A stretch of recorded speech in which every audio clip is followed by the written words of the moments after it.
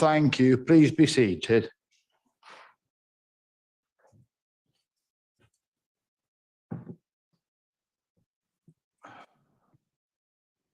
Welcome, councillors, officers and members of the public to this meeting of Bolzova District Council.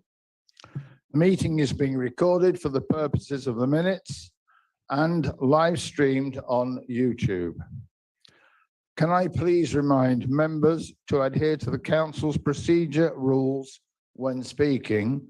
And also, just a gentle reminder, could you please ensure that you speak into your microphones when you wish to speak to the meeting? Thank you. We will now, if we may, turn to the agenda. And the first item on the agenda is apologies for absence.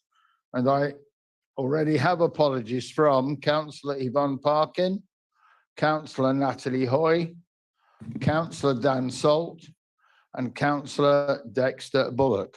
Are there any other apologies, please? Sandra Peake, Chairman. Councillor Sandra Peake, thank you. Councillor Jen Wilson. And Councillor Jen Wilson. Thank you very much indeed. We'll now, if we may, move on to the next item on the agenda, which is declarations of interest. Members who have interest, who should have declared them to the governance manager in advance of the meeting. However, I'll ask again, can members raise your hand if you have any interest to declare on any item in today's agenda, please? Thank you. Thank you very much indeed.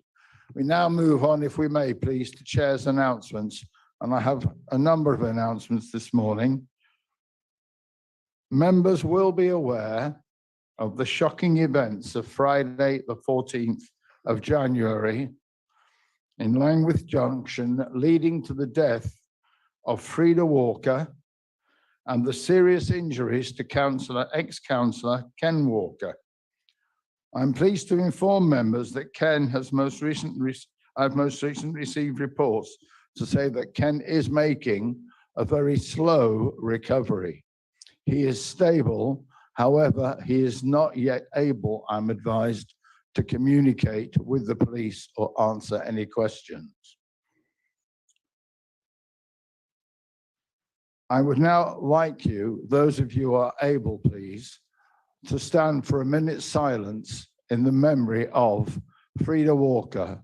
Thank you very much indeed.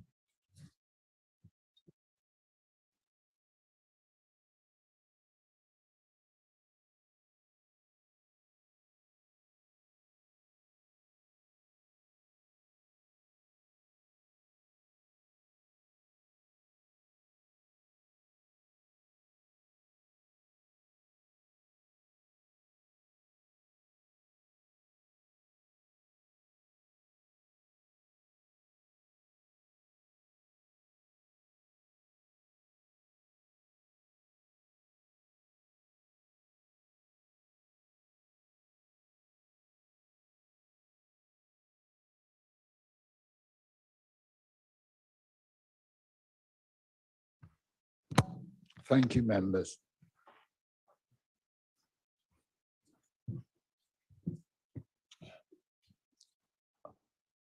We have also been informed over the last weekend of the death of the Hucknall Parish Council Chair, Councillor Caroline Randall, following a long and difficult battle with cancer. And I would now like to invite the council leader, Steve, to say a few words about Caroline. Steve.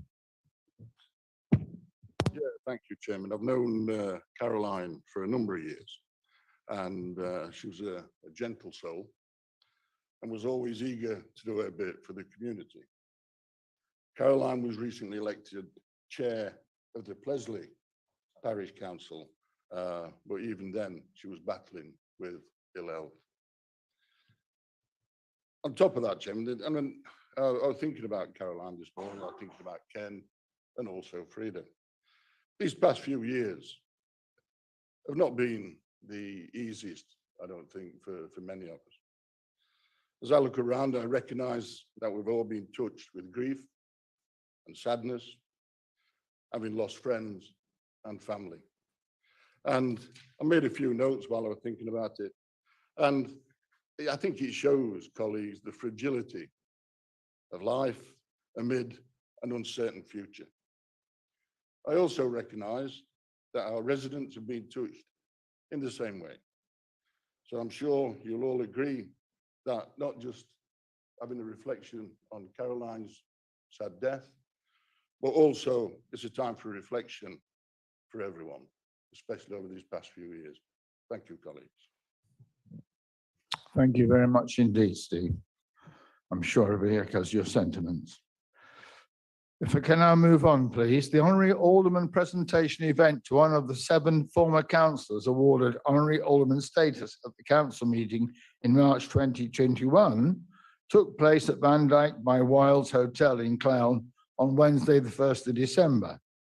As chair of the council, I would like to thank those members who were in attendance on that very special occasion.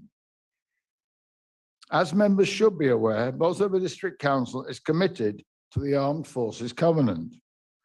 This requires local authorities to ensure that there is appropriate provision within their authority to address the needs of service personnel completing their periods of service and then making the transition into civilian life. Alongside an officer of this council, I regularly participate in updates from Veterans UK and ensure that any issues raised are passed on to the relevant department.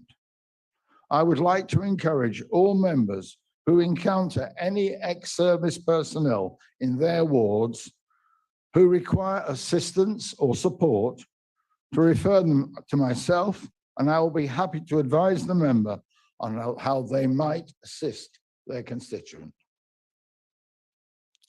That concludes my announcements at this stage in the meeting. We'll now move, if we may, councillors, on to item 4, which is the minutes of the last meeting. And the minutes of the last meeting in your agenda are pages 5 to 10. And I'd now like to invite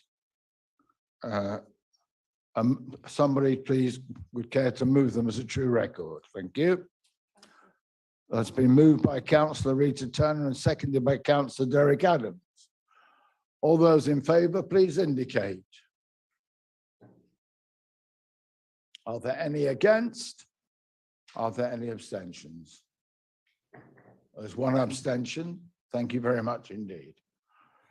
We move on then, if we may, please, to item 5. Item 5 is questions from the public. This morning we do have 3 questions from the public. May I remind question posers they have the opportunity to ask one supplementary question only. Our first question is submitted by Mrs. Dell, and it's to the leader of the council. I now like to invite Mrs. Dell to come to the lectern to present her question. Mrs. Dell, please. Thank you. Thank you. Good morning, everybody. For the attention of the leader of the council, I would like to know, please, what steps Bolzova District Council intends to take to ensure that their information is more readily accessible to the public and is kept updated so that it is correct. Within Vision Bolzova, it states, our priorities: improving customer contact and removing barriers to accessing information. In particular, I request that its website is checked regularly for broken and indirect links, and that meeting agendas are published further ahead of the meeting than the deadline for submission of questions. To explain what I mean by indirect links, if clicking takes you, for example, to Bolzova TV, but not to the episode you were looking for explaining the Vision Bolzova, and or you have to scroll down far to see the item you are looking for, this can make it hard or impossible to find. As regards accessibility, I've also not found any options for varying text size or a read aloud facility, although the language choice is excellent. Thank you. Thank you very much indeed, Mrs. Dell. And now call upon the leader, Steve Fritchley, to respond. Thank you, Chair. And I'd like to thank Mrs. Dell for the question. It gives me an opportunity to perhaps agree more than disagree with what she's saying. In 2018, I looked at the council website and found it, as you all can remember, it difficult for what I wanted to find. So I asked the communications team to change it and make it easier to navigate and find the information they want. And because more people use smartphones, I wanted access to be more mobile friendly. The new website was launched in 2019 with a simpler A to Z format, which I think works a lot better. It did in 2019. Having said that, the council provides hundreds of services and functions with information, and this is added to the website on a daily basis. So it is never going to be an easy task to find the information you need straight away. We use a piece of software called Silktide that monitors our website and highlights problems such as broken links, spelling errors, or accessibility issues. This program is checked on a weekly basis and any errors highlighted are corrected. I completely agree with Mrs. Dell that if you have a link about a specific subject, then that link should take you straight to that information. Not a generic page where you have to go onto for the information required. So I've spoken to Scott and our communications team and asked them to make sure all links are directed to the specific page mentioned. Moving on to the points about accessibility.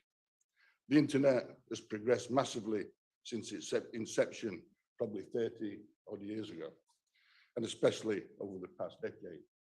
I don't know how many people can keep up with the internet, but I'm not one of them. I've been advised that varying the text size on the website can now be done simply by pressing Control and plus or minus repeatedly. We used to pay for a specific read aloud platform, but nobody used or downloaded it, so we stopped using it, therefore stopped paying for it. However, today there are now free browsers and apps available such as Voice Dream Reader. You'll probably recognize all these, Adam. Voice Dream Reader, Speechify, that will do it for you. We therefore do not need to pay for this functionality as it is readily available free of charge. To reassure you, Mrs. Dell, the team have also recently undertaken an audit with the government's Cabinet Office and implemented their recommendations to make the site more accessible. Finally, the council sends out agendas in accordance with our statutory deadlines. The provision in our constitution allowing members of the public to ask questions is there to enable questions on a large variety of subjects to be raised outside the specific items on the council agenda, as members of the public can submit a question to council or to council at any point. Okay. Thank you very much indeed, Leader. Mrs. Dell, do you have a subsequent question? I'm still concerned that members of the public must only ask questions and each member of the public only has one question per meeting. They must only ask questions that do not cover the same material as agenda item. And if you've got to get your question in before the agenda comes out, you don't know that you won't have effectively wasted your one attempt, because by the time you find out that the same item is on the agenda, so your question is struck out, it's too late to put in another one. That's my real concern.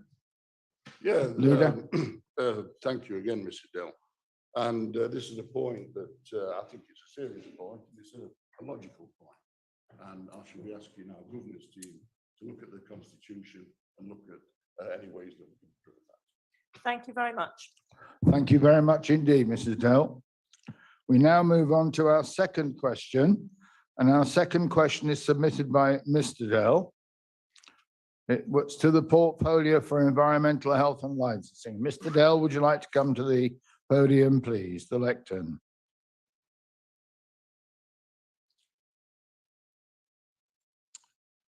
Mr. Dell, if you'd like to now read your question, thank you very much indeed.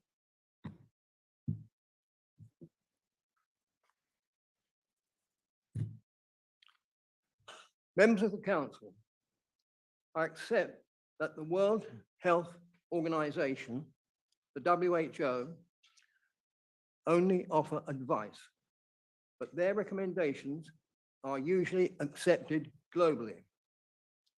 On the 22nd of September 2021, they published their new guidelines on air pollution levels, supplanting their own levels of 2006. In these, all units are in microns per meter cubed. In her article in Touch on page 2 of the January issue, Councillor Dooley speaks of a pilot scheme in Pinxton. This is to be welcomed, but the items mentioned in this article will in themselves be inert. At any one testing site, the WHO recommend that the following 4 gases are tested: ozone, nitrogen dioxide, sulfur dioxide, and carbon monoxide. This is because each is harmful in itself and they are harmful combined. BDC only publish levels for nitrogen dioxide, and even then use the old guidelines. At the new WHO levels, the BDC published results for nitrogen dioxide levels now fall outside the requirements. The above 4 gases are seriously harmful and continue to threaten pregnant women, young babies, and toddlers. Will the Council now increase the scope of its air pollution monitoring, bearing in mind that death by air pollution has now been established as a possible coroner's verdict at an inquest? Thank you. Thank you very much indeed, Mr. Dell. I now call upon the portfolio holder for environment, Councillor Deborah Watson, to respond. Councillor Watson, please. Thank you, Chair. Councillor Deborah Watson, representing Tibshelf and portfolio holder for environmental health and street services. Good morning, Mr. Dell. Good morning. Thank you very much for your question. Again, it's an opportunity for this council to actually show and highlight the good work that we actually have achieved with the environmental health team in improving air quality in our district. As you've pointed out within your question, the revised World Health Organization guidelines are in fact advisory, and they're intended to inform national policies. It's inevitable and of course welcome that the air quality guidelines tighten up over time as our knowledge of atmospheric chemistry and the impact of air quality on public health continues to develop. The UK's Clean Air Strategy and the Environment Act 2021 set out an approach to revising targets that will take account of the World Health Organization's guidelines, along with other sources of advice, including the UK's Independent Committee on the Medical Effects of Air Pollutants and the Air Quality Expert Group, who both provide independent scientific advice to DEFRA. The new Environment Act requires targets to be set in priority areas, including air quality, as well as targets for fine particulate matter known as PM 2.5. These targets need to be brought forward by 31st of October 2022, and we understand that interim targets are likely to set a 5-yearly path toward meeting the long-term targets in the UK. Monitoring for the pollutants that you mention in your question is undertaken by the Automatic Urban and Rural Network, which is managed by DEFRA, and which is the UK's largest monitoring network and the main network used for compliance reporting against the ambient air quality directives. It includes automatic air quality monitoring stations with high resolution hourly information, which is rapidly communicated to the public. Their nearest monitoring station is in Chesterfield. At the moment, we don't intend to increase the scope of our air pollution monitoring because our initial screening work concluded that whilst there were some small exceedances of nitrogen dioxide, there were no exceedances of particulate matter. And furthermore, the monitoring which we have undertaken has demonstrated continuing improvements in local air quality. This has in fact led to the revocation of all 3 of our air quality management areas included on the agenda for this very meeting of Bolzova District Council. This has also been independently validated by an expert air quality consultancy. We will continue to undertake our own monitoring at 23 locations across the district, including in the locations which up until now have been covered by the air quality management areas. We will also continue to work in partnership with other authorities and the Environment Agency to reduce sources of other pollutants, including particulate matter. We've also produced an action plan within our annual status report, and that is available for all residents to read on our website. Thank you, Chair. Thank you very much indeed, Councillor Watson. Do you have a supplementary question, Mr. Dell? I have, yes. Thank you. Most of what was sent out in terms of publicity referred only to nitrogen dioxide. There are, as has been agreed, 4 gases to consider. Will all 4 gases be monitored and the results publicized? If not, why not? Councillor Watson? I believe I did cover that in my response to you, Mr. Dell, that those gases are monitored by the Automatic Urban and Rural Network. Local authorities such as ourselves cannot be expected to do the detailed monitoring that they can do, and we do the monitoring which is required by us. The nitrogen dioxide levels are often as a result of traffic, and if they are at a low level, it is unlikely that there will be exceedances of the other gases that you mentioned to us. If you want any further technical response, I don't know whether Matt Finn, who's here representing environmental health, can give you some further response on that, or indeed we can send you a written response on any of the details you require. There will be, if necessary, a written response. Okay. Thank you very much. Thank you very much indeed, Mr. Dell, for your question. We now move on to our 3rd question from a member of the public. And regrettably, Mrs. Morgan is not able to be with us today. However, Mrs. Dell is going to read the question on her behalf. So I now like to invite Mrs. Dell to come back to the lectern and to read your question. There will obviously not be a supplementary question as Mrs. Morgan is not here herself. Mrs. Dell, when you're ready. Thank you. Question to Bolzova District Council. A breath of fresh air.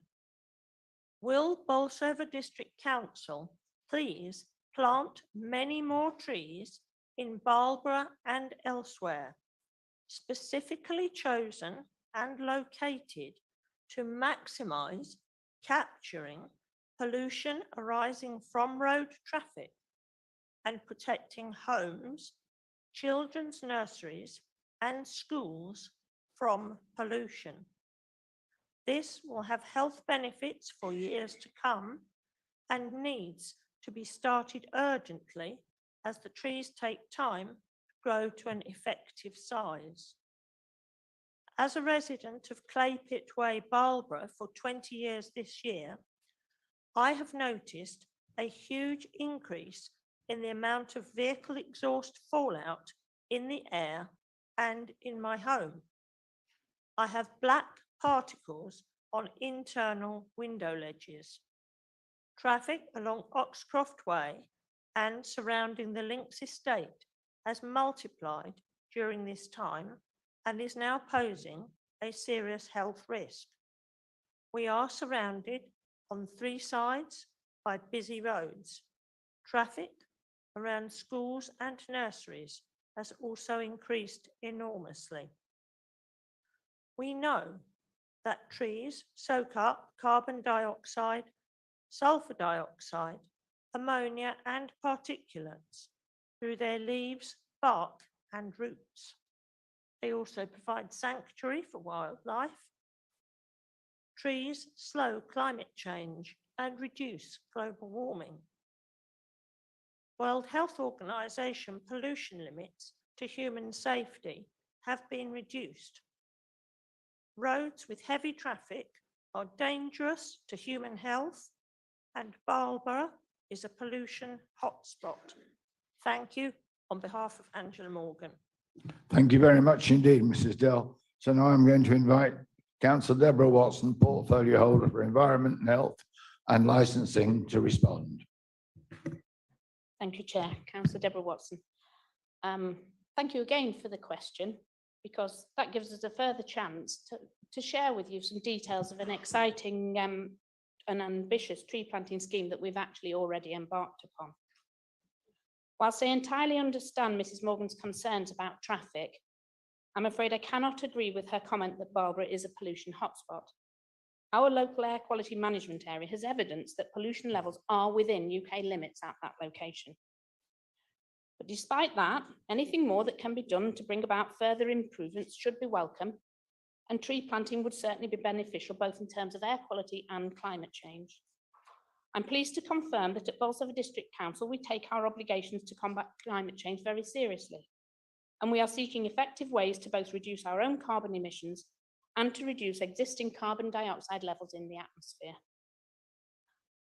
As part of this, we ambitiously aim to see 1 million trees planted in Bolzova District over the next few years. The main focus of the Council's tree planting efforts is the Bolzova Community Woodlands project, utilising funds from the Woodland Trust. And I'm pleased to say that the Council planted the first 1,000 trees just before Christmas on the project's flagship site on former colliery land in Cresswell. The Council is looking to increase the number of tree planting projects, and we are looking in the first instance with other public bodies to bring forward tree planting on publicly owned land. Although we have received a large number of community suggestions of where additional trees could be planted. With this in mind, I'm happy to advise you that Mrs. Morgan's suggestion of additional tree planting in Marlborough to combat air pollution has been added to the list of community suggestions for further consideration in April or May this year. Thank you very much indeed, Councillor Watson, for your reply. So that concludes item 5, questions from the public. And once again, can I thank members of the public for their questions. We now move on to questions from members.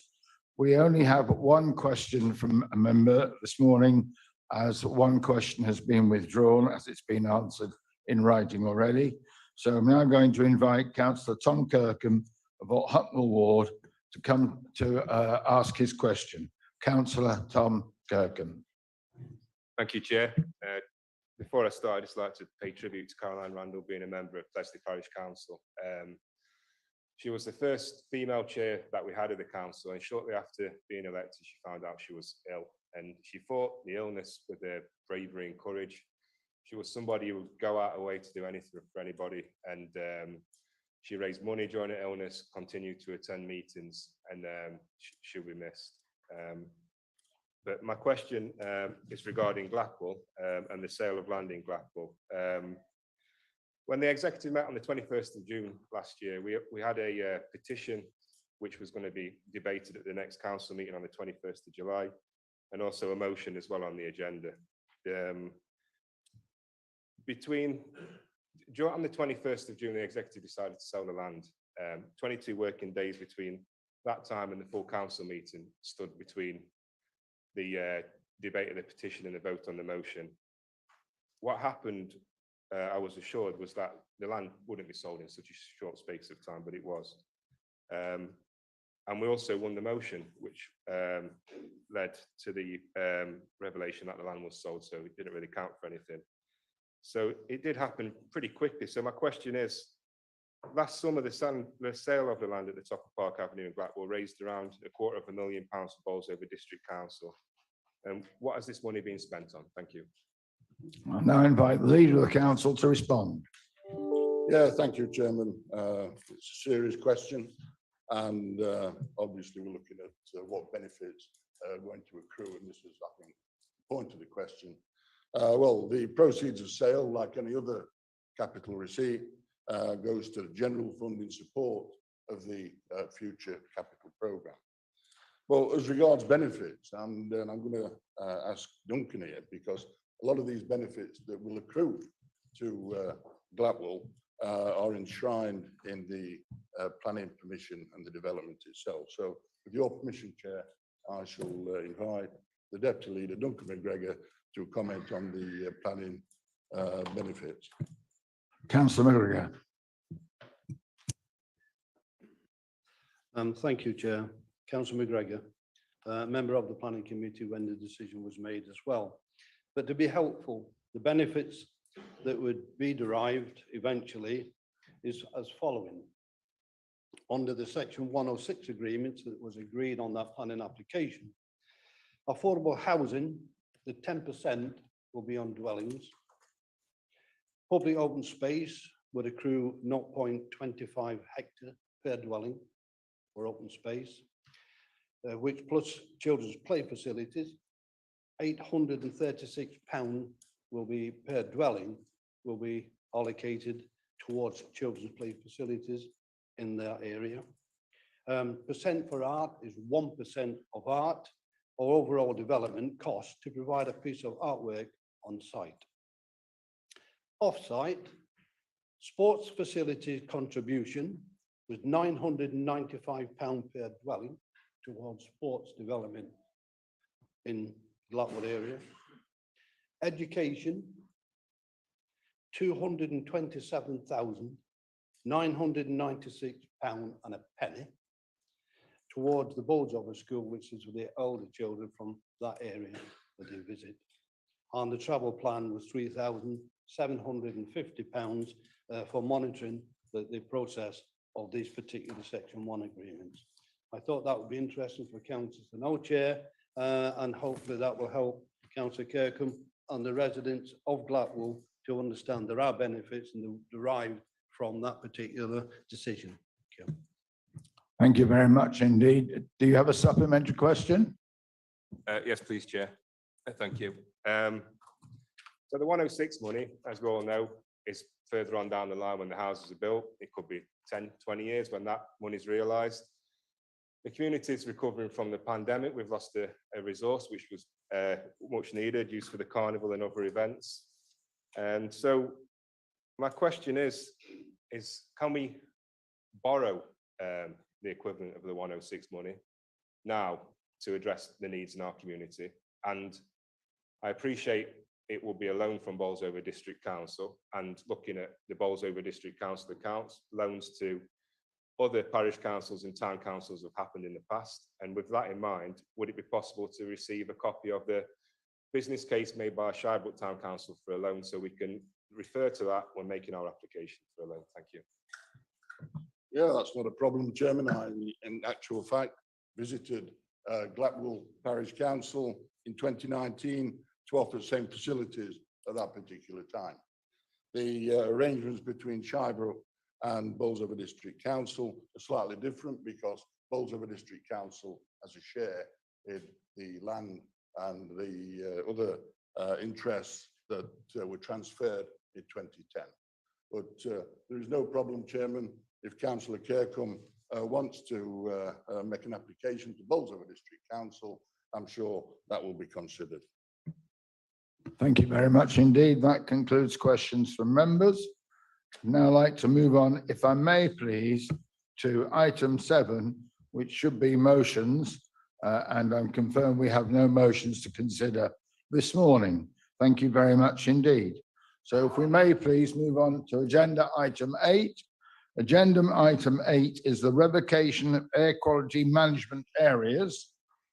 And I'm going to now invite, this is pages 15 to 71 in your papers. I'm going to invite the portfolio holder for environmental health and licensing, Councillor Deborah Watson, to present the report. Councillor Watson, please. Thank you, Chair. Councillor Deborah Watson. This report is here today to ask Council to make orders under the Environment Act 1995 to revoke both the South Normanton and Barbara air quality management areas. As members know, Bolzova District Council has a duty under the Environment Act 1995 to assess air quality under the local air quality management regime, and then to implement air quality management areas wherever there are exceedances of the government's air quality objectives. We publish status reports annually to keep the public informed of air quality in the district, and these are published on the council's website. Between 2001 and 2007, 3 AQMAs were declared due to high levels of nitrogen dioxide outside a small number of residential properties. These AQMAs are known as Barbara 1, Barbara 2, and also South Normanton. These formal declarations were accompanied by action plans to tackle the poor air quality in partnership with Derbyshire County Council and other internal partners.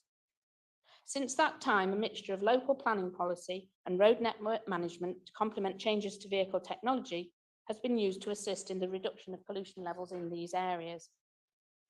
As members can see from the table on page 16 of the report, there has been a significant reduction over the past 7 years in pollution levels, with the annual mean level being below the government's air quality objective. Our data has both been independently verified and critically reviewed by an independent consultancy, and this confirms the recommendations in the report. As the concentrations have been significantly below the air quality objectives within the AQMA areas for a prolonged period of time, we are confident that these reductions are permanent. It should also be noted that this data does originate from before the coronavirus pandemic reduced traffic volumes. The main reasons for this improvement in air quality seems likely to be the reduction in the number of older, more polluting vehicles and the improvement in emission standards for newer vehicles. And it's expected that this pattern will continue along with improving vehicle technologies. Public consultation has been carried out on whether the AQMAs should be revoked, and the results are included in your report at Appendix 4. Members can, of course, be reassured that monitoring will in fact continue at these locations, albeit at a slightly reduced capacity in order to allow other areas of concern to be monitored. I'd like to formally move the recommendations on page 18. Firstly, that Council notes the improvements in air quality within the district and the outcomes of the independent reviews and the public consultations. And secondly, that Council resolves to make orders to revoke the 3 air quality management areas under Section 83 of the Environment Act 1995. Thank you, Chair. Thank you very much indeed, Councillor Watson. Does the proposal to move the recommendations receive a seconder? Yes, it does. I now, excuse me if you don't mind, thank you. Thank you. It's been seconded by Councillor Rayheffer. I'm now open to any member who wishes to ask a question. Councillor Walker, I believe you wish to ask a question. No, thank you, Chair. It's too late. Thank you. Yes, Councillor Josbury, Andrew Josbury. Councillor Andrew Josbury, South Normanton. I would like to ask the council, looking at these figures, in 2019 the pollution rate has reduced, but it's still higher than Barbara. Than Barbara started off in 2013, right? Yeah. I would like the council to write a letter, because they've still got the problem with junction 28, which causes most of the pollution in South Normanton. Write another letter to the MP and to Highways England to see if we can't get a move on with the improvement on junction 28. Thank you.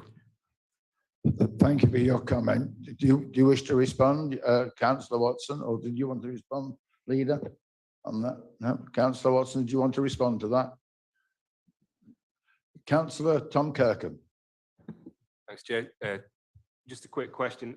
I guess these monitoring points are related to the M1 proximity. Is there any plans for the council to put any monitoring points around areas such as schools in the future? Thanks. Councillor Watson. Thank you, Chair. I think that's a question for the Environmental Health Officer who's here today. Would you care to respond by using the mic at the lectern, please? Thank you. Thank you very much, Councillor. The air quality management area monitoring stations are not necessarily in relation to the motorway. These are about local areas and small streets outside residential properties. So the intention of the monitoring is solely about the impact of air quality on residential properties and people in the local area. The M1 isn't part of our monitoring network. Thank you very much indeed. Are there any further questions, please, before we move to a vote on the recommendations?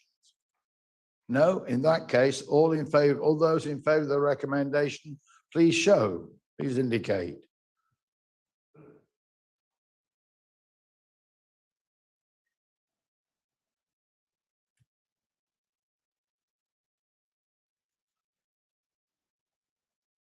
I see 24, 25. All those against? One against. Are there any abstentions, please? 1, 2, 3, 4, 5, 6. There are 6 abstentions. Thank you very much indeed. Therefore, that is carried. We'll move on then, if we may, please, to item 9, which is the medium-term financial plan. And I'd now like to invite the Section 151 officer, Teresa Fletcher, and the portfolio holder for finance to present this report, which is detailed in your pack on pages 72 to 95. Who wishes to speak first? Councillor? Yeah, thanks. Councillor Moseby, please. Yeah, Councillor Moseby, representing Blackpool Ward. Thanks, Chair, for that. Yeah, I'll take this. I think members will be pleased to know that I'm not going to go through chapter and verse of it all today, because it has been through and I'll try and get this right, Audit and Corporate Overall Scrutiny Committee, and also Executive. But generally speaking, the purpose really of the report is to seek approval for the proposed budget 22-23 for the General Fund, Housing Revenue Account and Capital Programme as part of the Council's medium-term financial plan covering the years 2022-23 through to 25-26, and to provide elected members with an overview of the Council's financial position in order to inform the decision-making process. As I say, I'm not going to speak to it all, but quite happy to take any questions if any member has got any on it all, and I'll obviously try to answer them for you. Thanks, Chair. Thank you very much indeed. So before I invite Councillor Moseby to move the recommendations, can we, I now open to the floor, do any members please have any questions on the report? Thank you. Yes, Councillor Peter Roberts. Right. Councillor Roberts from Whitwell Ward. On Sunday, I was listening to radio and I heard Lisa Nandy, Shadow Secretary for Lebanon, on the cost of living crisis. She was mentioning national insurance, food, fuel, energy, all going up. Gas and electric bills could also be £1,900 by April. Inflation 6%. Well, hang on, I need my glasses. That could be throughout the year, the 6%. Her solution was to stop national insurance and levy a windfall tax on oil and gas producers to subsidise the other gas, electric bills, this and other. So why are we increasing rents, as on page 79, 1.50 and 1.51, by 4.1%? That's consumer price index plus 1%. That could be as much as £5 a week for some of our tenants. And our heating charges are also going up by 4.1% on page 91, directly in contradiction to what Lisa and Andy were on about. Also mentioned the 6% inflation, which is projected to be around that level, as assessed by Arlington Close, our independent Treasury management service for Bolzova District Council, to help our financial planning. That could mean next year a 6% rise plus 1 for fuel and rents. Yet we have only estimated a 2% increase on page 79.1.51. So we could charge more in the future, and we are going to charge, but we will charge less. But we could charge less now today, and I believe that the cost of living prices, but we are charging more. Doesn't seem right, and it's at odds with the National Labour Party policy of reducing taxes and subsidised heating, etc. So I would like to propose we freeze these increases for a year. I believe we have at least a £2 million plus surplus in the HRA, as on page 180, 157. And as this would offset the cost of living crisis, I propose an amendment to freeze these, anything to do with the 4.1 increase. Thank you. Would you care to answer, Councillor Moseby, first? I could try my best. I'm not obviously responsible for housing and rents, but what I can say to Councillor Roberts is that in September of last year, CPI was at 3.1%, whatever it was at that time. And we have an obligation, and I'll be corrected on this if I'm wrong, that we have to increase it by that CPI at that time, together with 1%, which is the reason why we end up with the 4.1% at the end of the day.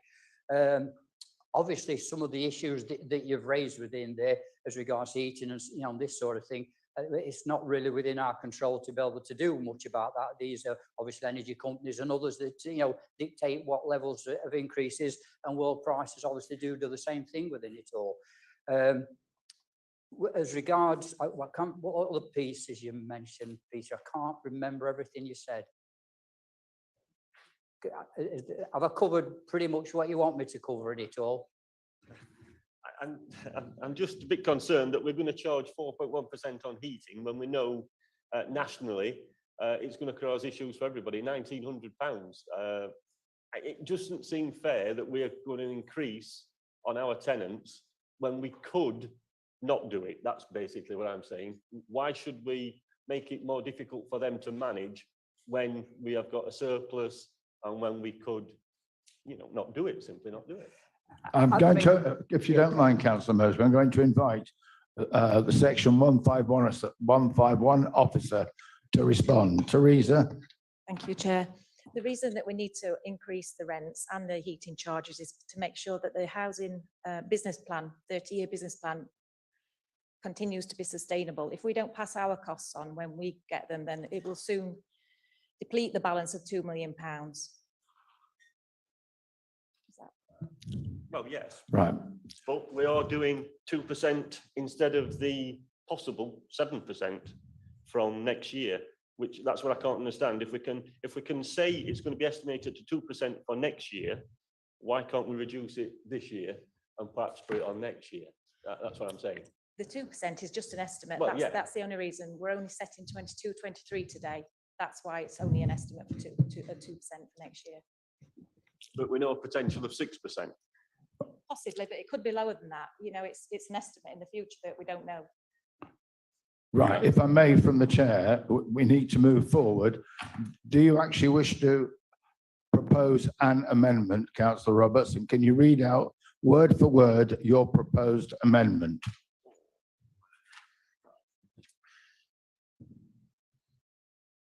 So I propose an amendment to freeze all the 4.1% increases on rent and heat. Thank you. Does that amendment receive a seconder, please? Yes, it's been seconded by Councillor Walker, Ross Walker. Right. Are there any other members who wish to speak for or against the amendment, please? In which case, we will now start by putting the amendment to a vote. All those in favour of the amendment, please show. All those against, please show. Are there any abstentions? So that is defeated. The amendment is defeated. Are there any other questions to either the portfolio holder or the 151 officer on the report? Yes, Councillor Ross Walker. Thank you, Chair. Is this microphone on? Yeah, sorry. You've got a joint venture, Dragonfly joint venture shares 519,000, the Dragonfly joint venture loan 1.7 million, and a total of 2.2 million. And yet in the original programme, the forecast programme, it's down to 0. Could you explain why that's happened or what's happened to Dragonfly, please? Thank you. Are you able to address that, Teresa? Thank you. You know, before we move on that one, Chairman, I'm chairman of Dragonfly. If you're going to discuss that, I need to go away. We're not going to discuss it. Right. Yes. You're talking about the amount of, in the revised budget of 21-22. Is that the column that you're looking at? Yeah, page 93, revised budget. Yeah. At this time, there's only a loan in this year. That's the reason there are no figures in the future years. That's the whole loan that we've got arrangements with them, and that's what we're doing in 21-22. We've not yet got anything for 22-23. That's why there are no figures in it. Right, so if I've got it right, we've given Dragonfly a loan of 2.2 million, yeah? We haven't given them, we've approved that loan. They haven't drawn the facility down yet. But Right. That's the approval, yes. Thank you. Are there any further questions on the financial statement? Right, we will now move then to a vote, and the vote has to be a recorded vote. So I'm now going to invite the monitoring officer, Sarah Sternberg, to... Can I move, recommend? Oh, I'm very sorry. Quite correct. We actually haven't moved it. Councillor, my apologies, Councillor Mosby. No problem, Chair. Thanks very much. Recommendations are on pages 82 and 83, and they're run from 1 to 12. So rather than again read all those out, I would move them on block, Chair. And from the chair, I will second those recommendations. Right, we'll now move to a recorded vote, which is what we're required to do for this item, the medium-term financial plan 22-23 to 25-26. So I'll now hand over to Sarah Sternberg, the monitoring officer, who will conduct the vote. Thank you. Thank you, Chairman. I'll read each name. Can you please tell me whether you're voting for, against, or abstaining? Councillor Adams. For. Councillor Bailey. Councillor Bowler. Councillor Bryson. Councillor Cannon. Councillor A. Clark. Councillor N. Clark. Councillor Clifton. Councillor Clough. Councillor Cooper. Councillor D. Dixon. Councillor M. Dixon. Councillor Dooley. Councillor Downs. Councillor Fox. Councillor Fritchley. Councillor Hales. Councillor Heffer. Councillor Joesbury. Councillor Kane. Councillor Kirkham. Councillor McGregor. Councillor Mosby. Councillor Munro. Councillor G. Parkin. Councillor Roberts. Councillor Smith. Councillor Tate. Councillor Turner. Councillor Walker. Councillor Watson. Thank you very much indeed. Just awaiting the outcome.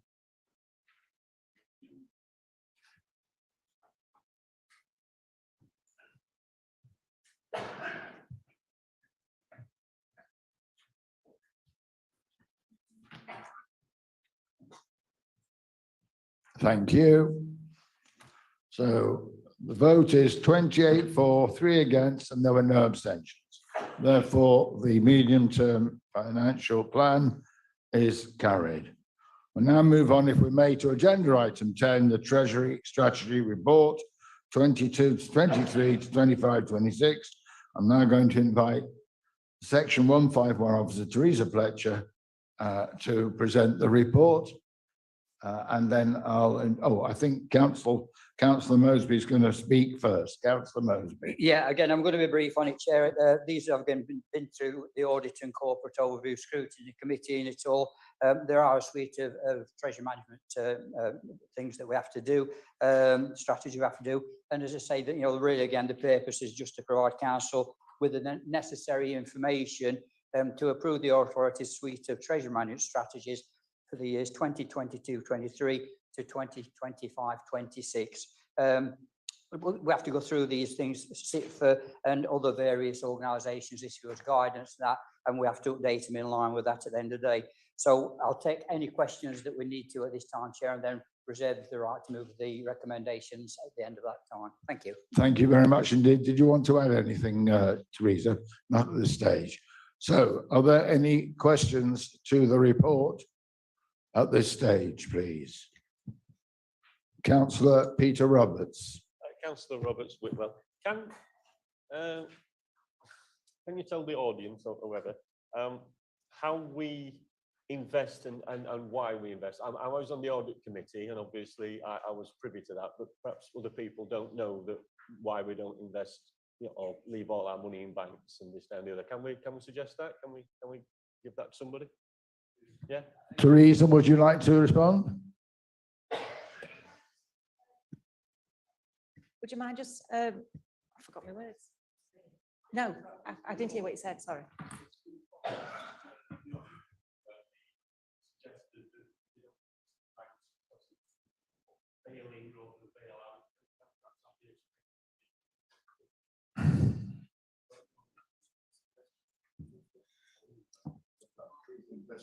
Yes. We have a treasury management strategy, which this is, and in it, it has criteria that is done by Arlen Close, our treasury management advisors. And we have ratings that are very, very high, low risk. We don't take a lot of risk. And we invest with people that are on that list that are low risk. Bailing in and bailing out, I'm not sure would be very helpful, to be honest, but does that answer your question? Right. I think if I may, as chairman of the Audit and Corporate Overview Scrutiny Committee, I'd just like to point out that our Treasury Department report back to us as a committee that they follow the guidelines that their professional advisors provide, and they only invest on the strength of the advice they receive. To cap that, I can also report with some pride on behalf of our finance department that our external auditors, Mazars, provide us with a report which is, to put it mildly, exemplary. They did not find a single item across all of the areas they investigated, as is part of their role, to find question or raise queries on across all the workings of our finance department. In addition, our internal auditor is also able to indicate where there is room for further development, and on the whole is satisfied that the finances are being run in the best interests of all of the residents of Bolzova District Council by both our Treasury Department and by the scrutiny committees that oversee their work. I hope this gives you some reassurance.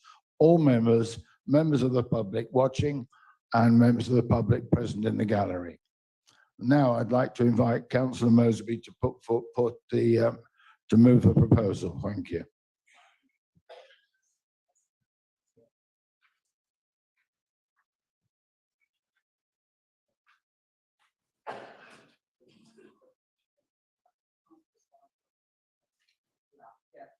I've got wrong page. Recommendations, Chair, on page 98, and the 1A, B, C, and D. Number 2 is A, B, and C, and there is a number 3 within it also. It's those 3 sets of recommendations, as I say, on page 98. I'd move, Chair. Does that receive a seconder, please? Councillor McGregor, second. Thank you. Right. This is just a straightforward vote. All those in favour, please indicate. Is there anyone against? Any abstentions? That's unanimously carried. Thank you very much indeed. Right, we'll now move on, please, to item 11, which is the sex establishment policy. I never thought when they made me chair of this council I'd have to say that, but there you go. I'd now like to invite the portfolio holder for environmental health and licensing to present the report, which is detailed in your packs on pages 138 to 193. Councillor Deborah Watson, please. Thank you, Chair.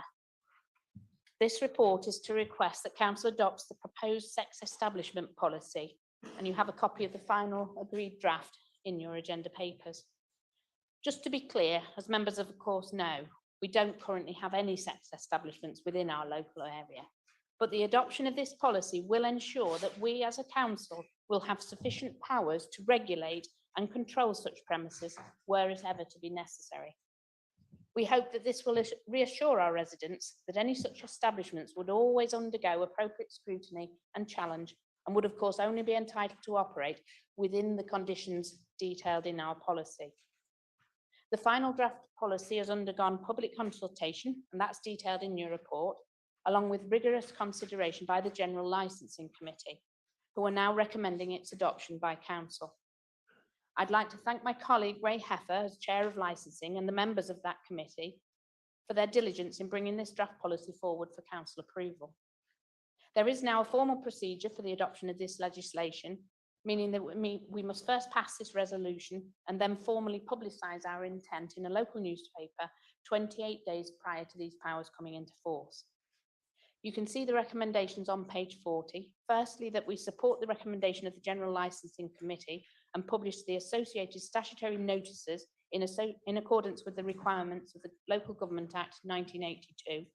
And secondly, that we approve the adoption of this sex establishment policy for the District of Bolsover. So I'd like to formally approve those two recommendations, please, Chair. Thank you very much indeed. I'd now like to invite the Chairman of Licensing to second the proposals. Thank you, Chair. Councillor Ray Heffer, representing Tipsfield Ward. It gives me a great pleasure to second it, Chairman. Thank you. Thank you very much indeed, Councillor. Are there any questions to the report, please? No, in that case, I'll now invite a vote. All those in favour of approving the report, please indicate. That's unanimous. Thank you very much indeed. We now move on to the Auditor's Annual Report, item 12, for 2020 to 2021. I'm going to now invite the Portfolio for Finance to present the report, which is detailed in your packs from pages 194 to page 216. Teresa, going to represent the report? Oh, it's going to be Clive again. So I'll be Like a jack in the box over there, isn't he? You can all see him. Yeah, I don't quite know whether I'm in bad boys corner or good boys corner sat here anyway, but it's nice to be able to see you all. Anyway, getting back to business, item 12, obviously, this is the annual audit report 2020-2021. And again, I'm not going to speak to it. There was a presentation done again, Chair, at the Audit and Corporate Overview Scrutiny Committee. And there's a copy of the slides in the back here. Now I've got some others if anybody who didn't actually see that presentation would like to see them.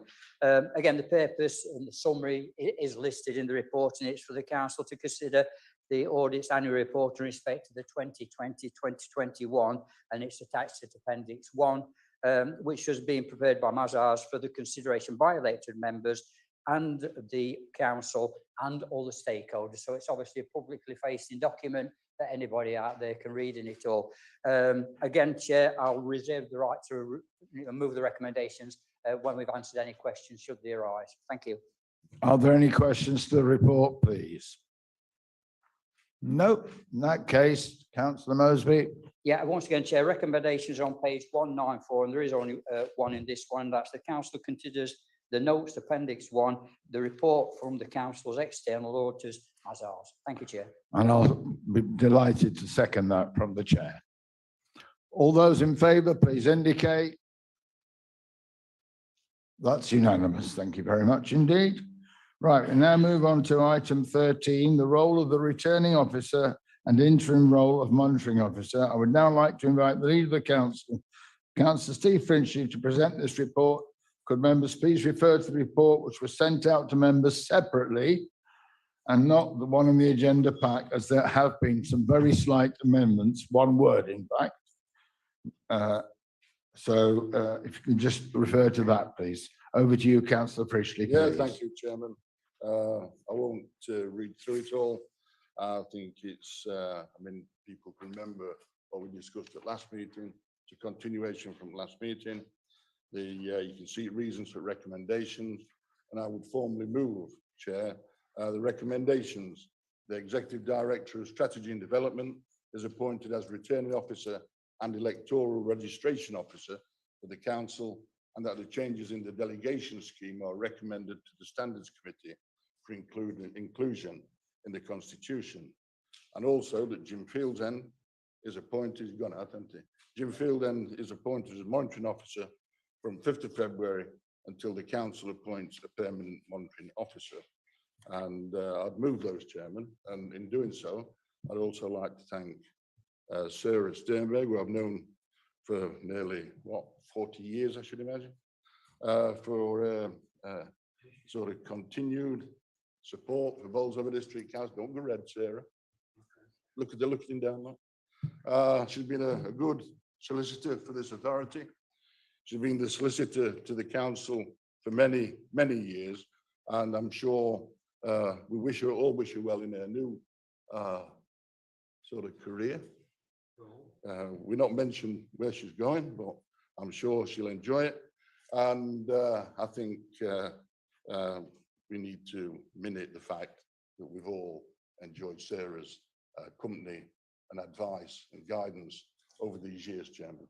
But I'd formally move the two recommendations and that we minute our congratulations and support for Sarah.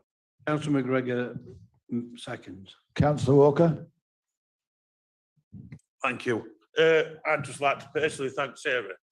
You have been an absolute guide, a star. You're a fantastic person. You've helped me so much. I don't know where I'd be without you. Thank you for all the help you've given me. Thank you, Councillor Walker. I'm sure that sentiment is echoed by lots of us who from time to time in our different roles, both at parish council, town council level, as well as district councillors, have had to knock on Sarah's door and ask her questions. And she scratched her head and said, I've got the answer a few days later or a few hours later. So a big thank you to you, Sarah, for all your hard work and dedication. Right, the report's been moved and seconded. Are there any further questions? In that case, all those in favour of the report and the recommendations, that is unanimous. Thank you very much indeed, members. Right, moving on then if we can. I've no need to exclude the public as the only exempt item has now been withdrawn. However, in my closing remarks, I would just like to, if I may, do a little bit of advertising for my cause this year. I'd like to bring to your attention that on Saturday, the 26th of March, I'm holding a coffee morning at Whitwell Community Centre between 9:30 in the morning and 11 to raise funds for my appeal, which is the Ashgate Hospice Care, and that all members are cordially invited to attend. Members are also invited, if they would like to contribute any raffle prizes they feel they can, either before the event or at the event on the morning. And I also like to encourage you all, if I may, to visit my Just Giving page, which we've just launched. And if you can, make a donation towards raising as much money as we can for Ashgate Hospice Care, my cause, for this year and for the remainder of this civic year. I would appreciate any support you can give. So thank you for that. And finally, thank you very much all for your contributions this morning and your attention. And I now declare the meeting closed.